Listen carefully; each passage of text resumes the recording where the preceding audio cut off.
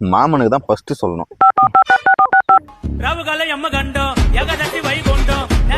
Hello மாமா.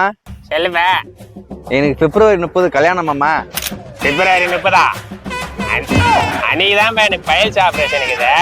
வேற date மாத்தி வை. வேற டேட்டா மாமா? இதுதான் நல்ல டேட்டு. ஒரு 4 நாள் தள்ளி வைப்பா. என்னது 4 நாளா? Flashback. நாளைக்கு என்ன பண்ண போறேன்னு சொல்லு. ஐயோ மாமா, ஐயோ மாமா சொல்லுங்கம்மா. இது நைட்டு எம்ம காட்ட டைம் 2 மணிக்கு பிள்ளைக்கு மூணு ஃபங்க்ஷன் இருக்குப்பா, வந்துருப்பா.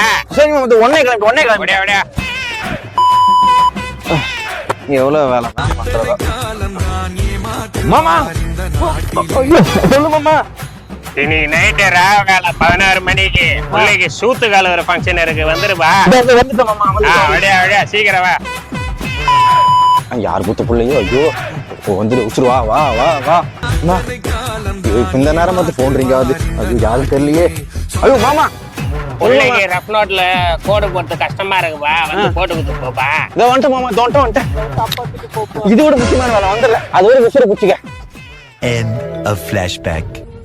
அடுத்த ராத்திரில இதுக்கு வா அதுக்கு வான்னு சொல்லும் போதெல்லாம் என்ன எதுவும் கேட்காம போய் நிற்போம். நமக்கு ஒண்ணுன்னா இப்பதான் சாக்கு போக்கு சொல்றானுங்க. இவனுங்களாம் என்ன சொந்தக்காரனுங்களோ.